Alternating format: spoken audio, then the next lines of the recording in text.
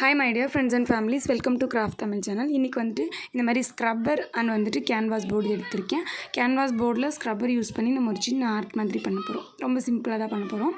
Okay, அதுக்கு வந்துட்டு ஒரு சில பெயிண்ட் தேவைப்படும். அந்த பெயிண்ட்லாம் நான் எடுத்து வச்சுருக்கேன்.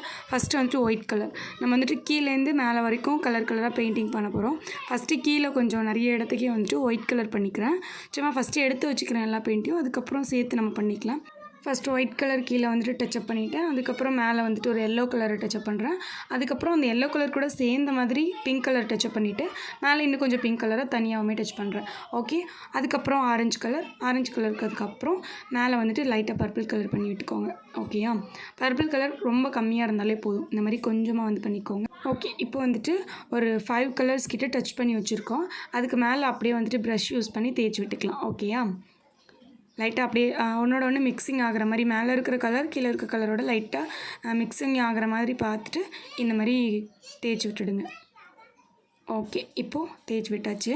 நெக்ஸ்ட் வந்துட்டு அதே கலர் பெயிண்ட்ஸ் என்ன பண்ணியிருக்கேன், கொஞ்சம் மேலே இந்த மாதிரி ஊற்றி வச்சுருக்கேன். ஃபஸ்ட்டு கீழே வந்து நம்ம கொஞ்சம் தான் வந்துட்டு யூஸ் பண்ணோம்.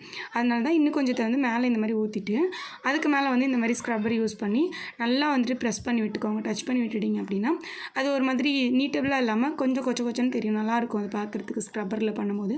நெக்ஸ்ட்டு வந்துட்டு இதில் ஒரு ட்ரீ மாதிரி நான் வரைஞ்சி வச்சுருக்கேன். அதுக்கு மேலே பென்சில் வச்சு நான் வரைஞ்சி காட்டுறேன். ரொம்ப ரஃப்பாக வந்து வரைஞ்சிக்கோங்க. உங்களுக்கு எப்படி வரைய தெரியுமோ அப்படி வரைஞ்சிக்கோங்க. கீழே வந்து வரைகிறோம்ல அந்த இடம் மட்டும் கொஞ்சம் நல்லா வரைஞ்சிக்கோங்க. மேலே இருக்கிற அந்த கிளை மாதிரி இருக்கிறதெல்லாம் சும்மா ரஃப்பாக உங்களுக்கு எப்படி வரைய தெரியுமோ அப்படி வரைஞ்சிக்கலாம். ஏன்னா இதுக்கு மேலே வந்துட்டு நம்ம மறுபடியும் வேறு கலர்ஸ் வந்துட்டு பண்ணிடுவோம். அதனால அது பார்க்குறதுக்கு அவ்வளோ லுக்காக தெரியாது. லைட்டாக பார்க்குறதுக்கு ட்ரீ மாதிரி தெரியணும் அப்படிங்கிறதுக்காக நம்ம பண்ணிகிட்ருக்கோம். இப்போ என்ன பண்ணுறேன், லைட்டாக வரைஞ்சிட்டேன். பென்சிலில் வந்துட்டு லைட்டாக தான் வரைஞ்சேன். இப்போ பிளாக் கலர் பெயிண்ட் எடுத்துகிட்டு அதுக்கு மேலே அப்படியே அவுட்லைன் கொடுத்துக்கிறேன். அதாவது லைட்டாக ட்ரீ மாதிரி இருந்துச்சுல அந்த கிளைக்கு எல்லாமே வந்துட்டு அவுட்லைன் கொடுத்துக்கிறேன்.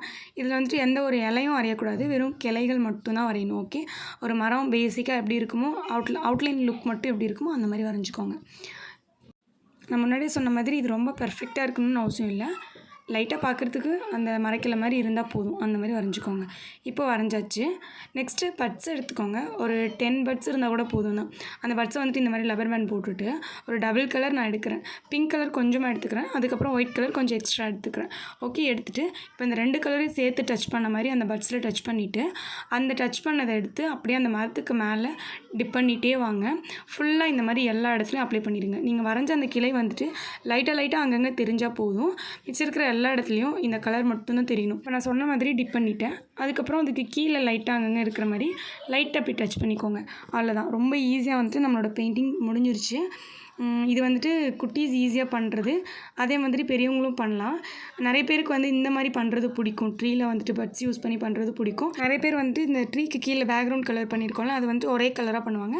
நான் கொஞ்சம் வந்துட்டு கலராக பண்ணியிருக்கேன். அவ்வளோதான் இதில் டிஃப்ரெண்ட். ரொம்ப ஈஸியாக பண்ணலான்னு நீங்களும் ட்ரை பண்ணி பாருங்கள். நெக்ஸ்ட் ஒரு சூப்பரான கிராஃப்ட் வீடியோவில் மீட் பண்ணலாம். இந்த வீடியோ பிடிச்சிருந்தா லைக் பண்ணிவிட்டு மறக்காமல் நம்ம சேனலை சப்ஸ்கிரைப் பண்ணி வச்சுக்கோங்க.